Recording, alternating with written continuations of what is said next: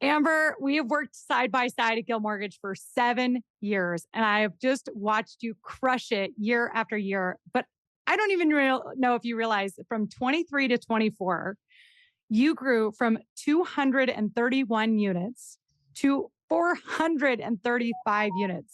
Girl, 82 million to 155 million in production. That's an 89% growth from 23 to 24. You do a ton of builder business, turn down business, purchase business. You hustle your ass off. And the word that always comes to mind when I think of Amber Coleman is passion. So I just heard you speak at the Big Guild Leadership Summit on the main stage, and you talked about earning a builder account when you were competing hardcore with a couple other lenders. And you said this one line that I'll never forget to the builder, which is, listen, I don't sell homes, I sell home ownership. Yeah. And if I remember your story right, that was the thing that clicked in and they said, hell yes to Amber Coleman. Did I get that right? Yeah, I think so. But look at you doing your research before I get in the call. I didn't even know I raised 89% or gained 89%. Woo! I knew you didn't know that because you've just had your head down, girlfriend. And passion is what fuels you. I see it. Can we just role play? Because, I think everybody at the conference heard you say, I sell home ownership. That's what I sell. But I don't know if that translates to the words that people use. So I'm just wondering, you're sitting in a builder community right now, on site, doing the thing that you do. Can I be a 35-year-old first-time home buyer and you kind of just role play with me? I'm a single professional woman.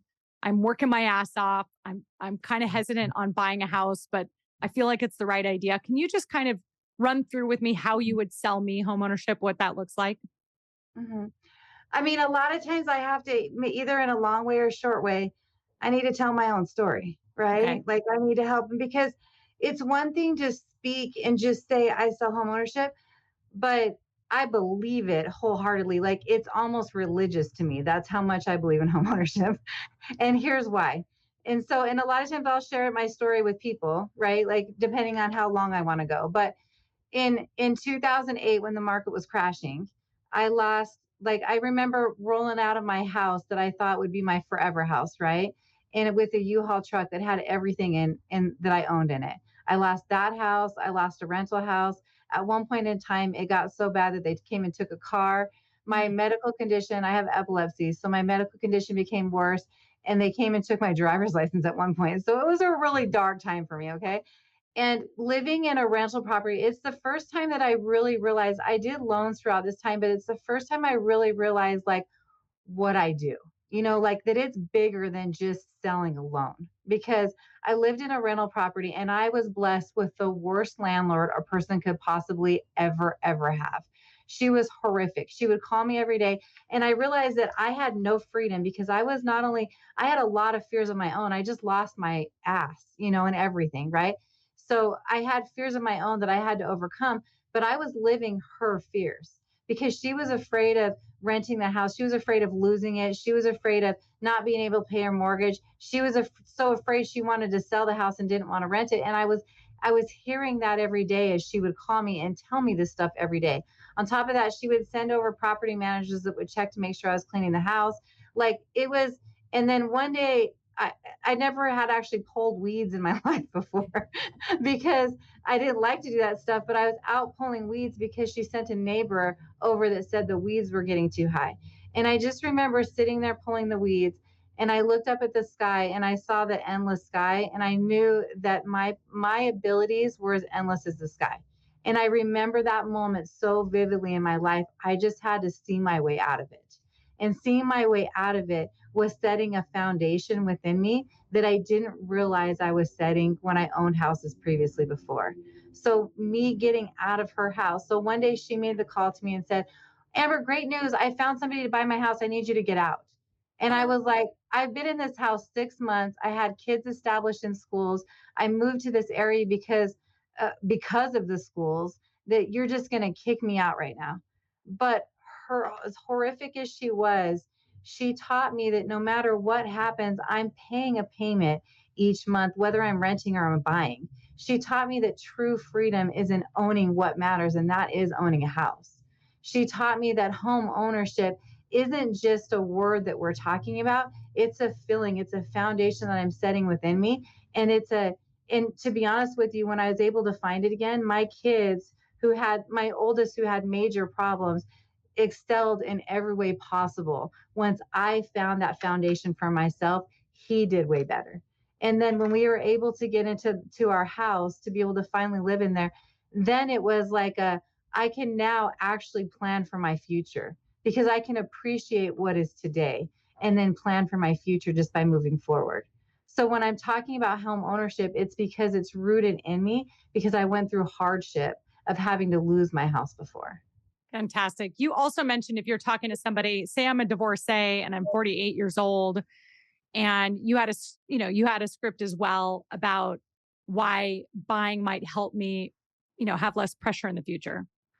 So, okay, and this happens a lot. A lot of times I'm sitting with people that, like they've just gone through hardship and stuff like that. Or everybody, if you tell them about renting and how sorry renting is, we connect with every single person because everybody realizes how bad renting is, right?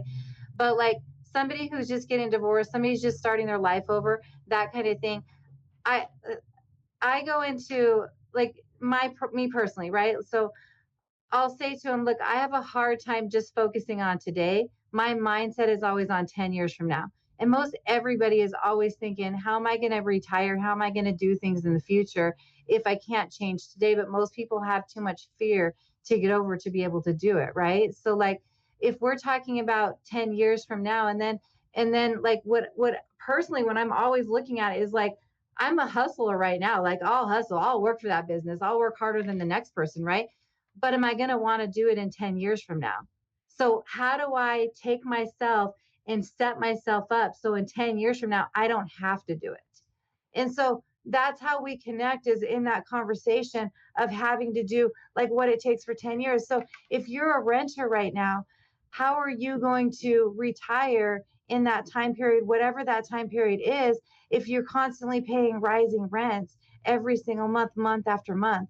And then heaven forbid that landlord wants to sell whatever you're in, an apartment or a house, and now you have to take a first, last, and security on the new house.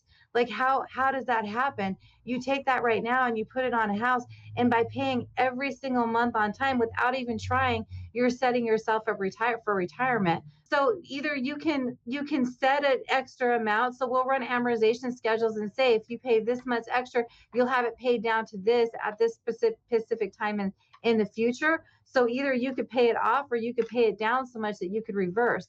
The only way that you have those options is because you have home ownership. That's the only way that you have all those options. Renting, it limits your options to like, crap, I might have to work for a lot longer than I thought I'd have to because there's no way to pay in anything down renting. I'm So all about paying off my houses. That's what I'm all about. Whatever I buy, it's my game plan is okay, I paid this for it right now. How long, how much do I have to make and how much do I have to pay each month to be able to pay that sucker off by whatever my goal is? And so that's what I'm always talking to clients about. And I know that resonates because that the American dream is having a house, but also being debt free and having a house Yeah. on free and clear. So the Yeah. four words that I took from this, Amber, we're talking about stress, talking about control, the lack of control or having control, Mhm. freedom, Mhm. freedom to be able to retire at some I was point, gonna say, don't freedom. forget freedom. Yeah. And then the last one is stability. You use the Mhm. word foundation a lot, but really it's about setting that foundation and stability for your Mhm. family and your future and not having a rising payment that you can't control. So, Mhm. however people craft their story, I think those are four different things to talk about: the stress of not owning and what would happen if I waited another 2, 3, 4, 5 years and all those other things. So, do I have you a few more minutes or do you have a customer that's walked in the subdivision? I think we're good for a couple minutes. I hear her talking to somebody, but she still needs to show houses. So I think about three things. I just coached this in Catalyst and said, what is it that you most want? And I had everybody write down, like, what is the thing right now that you most want? Then, what is the attitude required to get it? What is the effort required to get it? And then, what are the excuses you have to overcome? So let's just pretend you went into 2024 saying, I want to close 400 deals this year. I don't know that that was your goal setting out, but let's just say you did. What has Mhm. been the attitude required for you to do that in today's market, Amber? Okay, so I walk into the year like truly I feel like I've been given a blessing with home ownership and it's my job to pay it forward. So my job to pay it forward is not to limit myself, it's to get as many Americans into houses as possible. like so I'm trying to fit 5 or 600 like whatever I have to do right there, right? But the goal and the attitude that I have to go into every single day is number 1, I have to remind myself of my story every day because it's so easy to get lost in the grind every day, right? Or like you get so easy to get lost in like I don't like to get lost in competition because in competition I only beat the person I'm competing against and I need to be my highest self. Like in me pushing myself, I have to be able to be my at my highest level. I don't want to just beat somebody else's level. I want to be able to find out what my max is. And my push and my hustle every single day helps me to find that. So like Oh, maybe it's a little bit of self-talk every day. Like I have to walk out with passion. There's another thing too though, like I like most of my life I was held down with epilepsy. I'd have hundreds of seizures every single day, right? 15 years ago I had a surgery that I like every 5 minutes I'm electrocuted and that's what stops the seizures. So I was able to see life without living. And now that I can live, there's no reason why I should waste a minute. And if I have a passion about something, let me live that passion and not waste a minute because for like what if my thing goes off and I go back to a world of seizures anymore? I can't live like this. So why waste a moment if we have it right now? incredible attitude. And we can all find that story within us. Ben Newman just Yeah, talked about your burn. What is your burn? yeah. And you're It very was connected amazing. to your burn, both from a personal health journey to supporting your children and family, we've talked about. You've been married for 30 years. I love that you said, Today, today's my today, anniversary. happy anniversary. And I love that you said it's my highest self. I'm not competing with somebody else. I'm going out there to help as many people. And that's when you don't get really ruffled about losing a deal or getting rate shopped or whatever. It's like, my Mhm, purpose is way bigger than winning this one deal or kicking that person's mhm, butt across the office. My purpose is mhm. helping as many people. So I Yeah. just keep trusting in the passion and the plan. Effort. What has it taken? What has been the effort required to close 435 transactions in this market condition? So last year, I feel like I stretched myself. Like as I would lose my patience and stuff, I would remind myself that I'm being stretched right now because I had to stretch my team. I had to stretch my mindset just to be able to take everything in and handle all the things that come with it. And then to be able to like set my day up to where every day it's very, most of my stuff is in builder business, right? So like it's a matter of being the eyes and ears and being able to help it. And so there's a lot of people at me every day. So there's definitely a stretching that happens.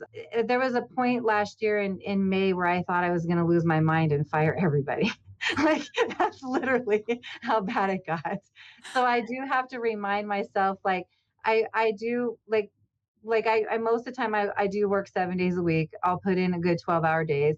I don't really complain about it because my kids are grown and I love what I do, right? But there's times that I realize that when my patient levels are getting tight, that I need to take a break.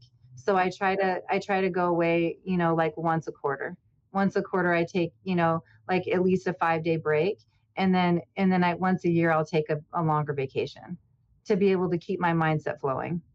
And because you've been stretched and you Mhm. have been competing, I mean, in all of your builder relationships, there's like 2 or 3 other lenders on it. They're asking you to sit at the communities. I mean, it is not like I land a builder and they get a 10,000 incentive and I just Yeah, land all the business. Like I have watched you yeah, claw and fight and kick and show yeah. up over and over to get it.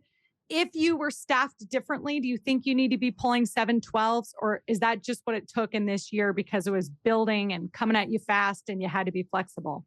Well, this year we gained more communities.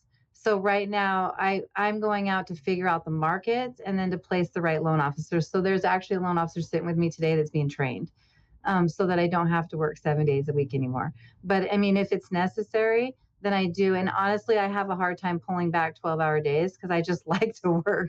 Like if I'm not doing the like ground level work, then I'm doing something high. I'm always doing something to be able to bring it in. That's fantastic. I like you just owning up to, I like working 12-hour days and I like it. So, and you Mhm. can like it because you like it. You get to design and build your life. And like you said in a previous version of Amber, you didn't have this freedom. You didn't have the freedom to No, get to work the way I you I wanted. had I mean, I can do a whole 5 podcasts on life with epilepsy and what it limited you. So now I don't have those limits. So why not live it, right? Why Live not it, baby.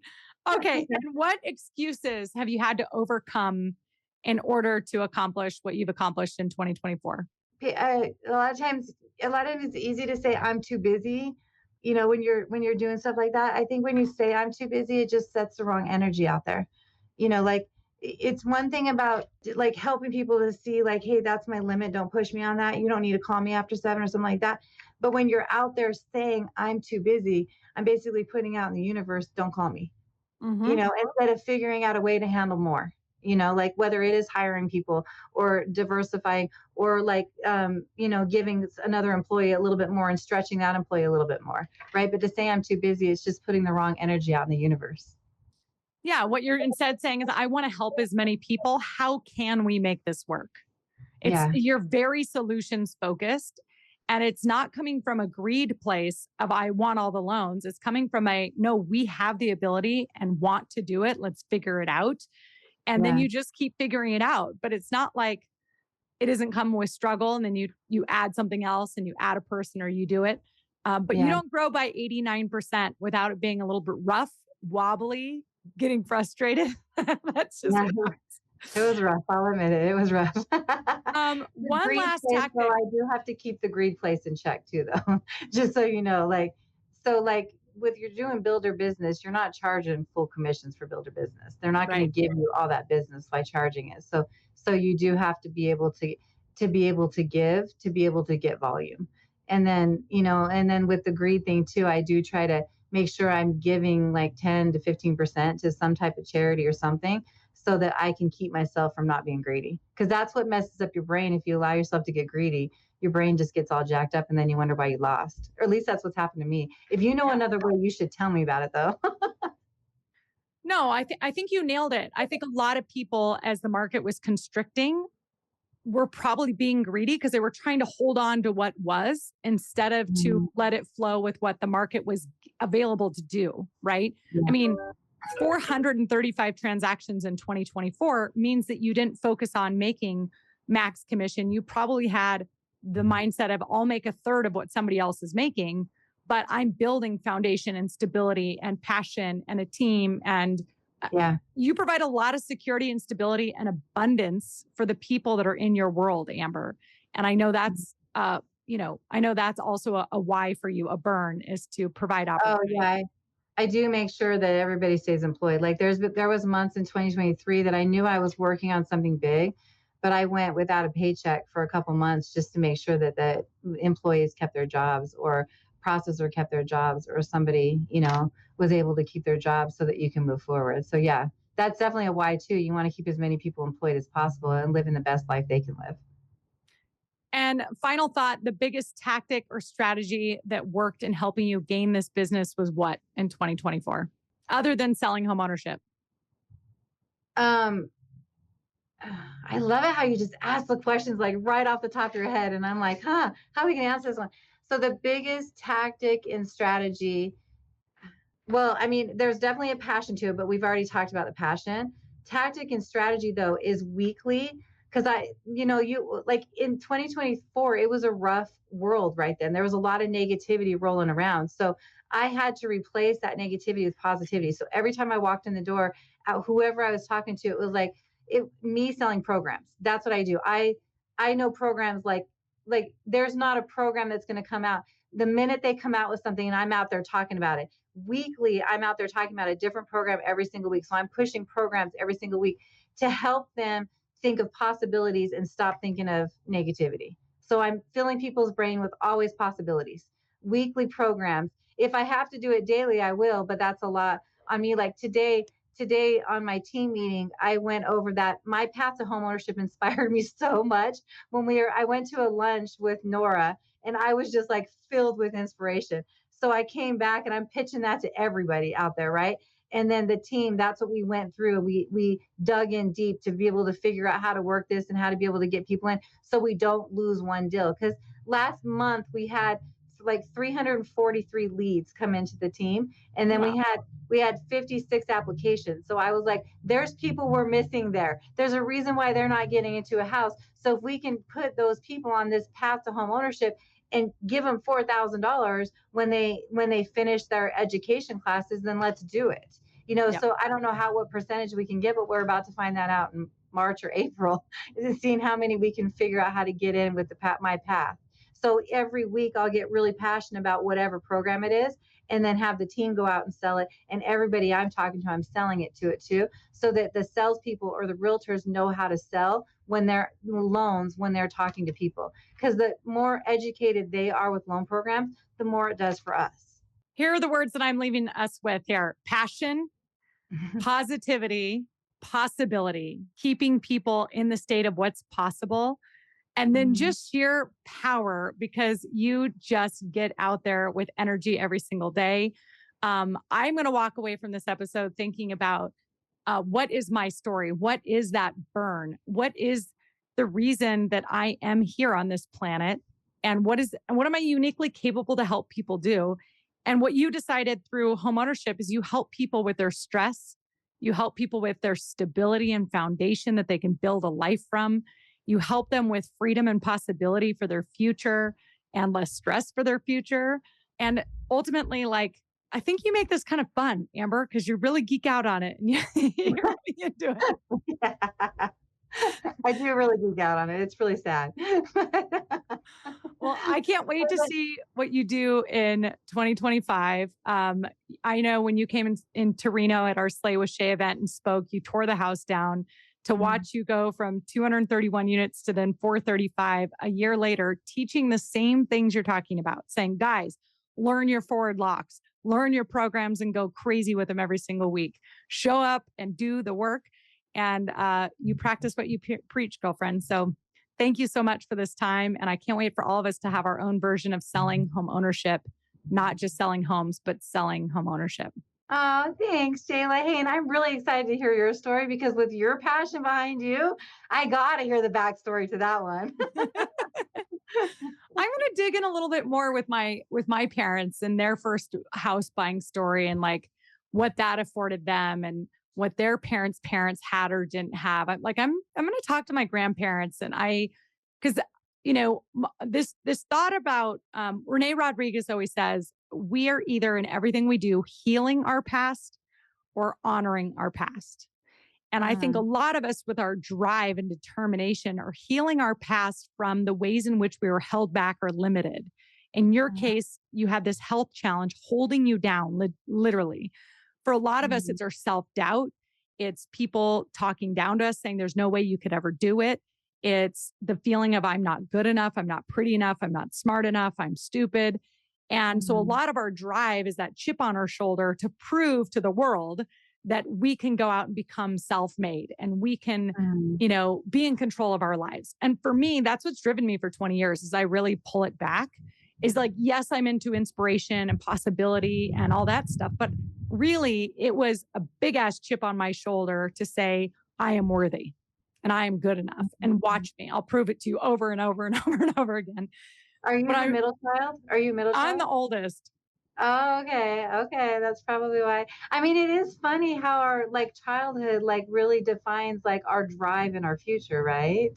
Yes, it does. And I think we all have a story, and the switch over is to create the burn from honoring my past. And I think, I see you honoring your past through your epilepsy. You honor that every day because you have this newfound freedom and you don't waste a minute and you don't take it for granted. And so you're honoring that past.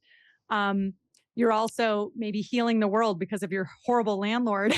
So you know, like that one lady doesn't know the impact she made on so many people, right?